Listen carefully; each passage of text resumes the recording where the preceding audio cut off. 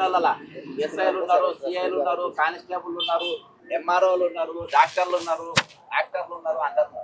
Telangana media మిత్రులందరూ కూడా నమస్కారం. ఈరోజు మనం ధర్నా చౌక్లో రేపు అసెంబ్లీల 5వ తారీఖున తెలంగాణ వ్యాప్తంగా రిటైర్డ్ ఎంప్లాయీస్ యొక్క వాళ్ళ యొక్క బెనిఫిట్స్ జీపీఎఫ్ కానీ ఇవి కానీ అవన్నీ కూడా దాదాపు 14,000 మంది రిటైర్ అయ్యారు. వాళ్ళ పైసలు ఇంతవరకు రాలే. అందులో 41 మంది ఆల్రెడీ ఇంతవరకు మరణించారు. దానిపైన నిన్న దినాన ఎన్హెచ్ఆర్సీలో కేసు రిజిస్టర్ అయింది. 2 నెలల కింద పెట్టిన కేసు కూడా నిన్న రిజిస్టర్ కావడం జరిగింది. అంతేకాకుండా ఈరోజు ముఖ్యమంత్రి రేవంత్ రెడ్డి గారు ముఖ్యమంత్రి కాగానే 5 డిఏలు ఇచ్చేస్తా అని చెప్పిండు. 5 డిఓలు అక్కడ ఉంది, రేపు తెల్లారితే 6వ డిఓ. ఈరోజు భారతదేశం అంతటా కూడా పిఆర్సీ ఇచ్చేసింది, రిటైర్మెంట్ బెనిఫిట్స్ ఇచ్చింది. కానీ ఇయాల్టి వరకు ఇక్కడ రూపాయి కూడా ఇవ్వలేదు. కాగ్ రిపోర్ట్లో బాజాప్తా తెలంగాణ ప్రభుత్వం మరి రిటైర్మెంట్ ఎంప్లాయీస్ బెనిఫిట్స్ కోసం 16,842 కోట్ల రూపాయలు శాంక్షన్ అయిపోయినాయి, వాళ్ళకి ఇచ్చేసినట్టుగా కాగ్ రిపోర్ట్ చెప్తా ఉంది.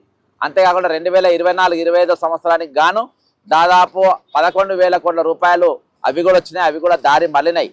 అయినా కానీ మేము ఈరోజు గవర్నర్ గారికి రీప్రజెంటేషన్ ఇచ్చిన 1, 2, 3 ఇచ్చిన గవర్నర్ కార్యాలయంలో ఇచ్చిన రీప్రజెంటేషన్ ఈరోజు ముట్ట దాఖలవుతుంది. యాక్చువల్గా గవర్నర్ గారి డ్యూటీ ఏంటంటే ఈ తెలంగాణలో ఫ్యాక్చువల్ రిపోర్ట్ అంటే జరుగుతున్నటువంటి దానిపైన జరుగుతున్నటువంటి మరణాల పైన జరుగుతున్నటువంటి ఈరోజు రిటైర్ అయిన ఉద్యోగాలకు ఏవైతే ఇబ్బందులు కలుగుతున్నాయో ఇంతమంది మరణాల పైన ఫ్యాక్చువల్ రిపోర్ట్ అనేది అక్కడికి పంపాలి. ఎందుకంటే ఆర్టికల్ 21 రైట్స్ ఏవైతే ఆ రైట్స్ మొత్తం పౌర హక్కులు మొత్తం ఈరోజు కాలరాస్తా ఉండ్రు. దీనిపైన తెలంగాణ పౌర హక్కులు, ఉద్యోగ హక్కులు, రిటైర్మెంట్ అయిన వారి హక్కులు ఈరోజు భంగం కలుగుతూ ఉంది. ఇందులో భాగంగా దాదాపు 41 మంది మరణించారు. ఈ మరణానికి కారణం అని చెప్పి ఆ కారణాల పైన రాష్ట్రపతి గారికి గవర్నర్ గారు రిప్రజెంట్ మన ఒక ఫ్యాక్చువల్ రిపోర్ట్ అనేది ఇవ్వాలి. ఇయాల్టి వాళ్ళకు గవర్నర్ గారు ఎటువంటి రిపోర్ట్ ఇవ్వాలి.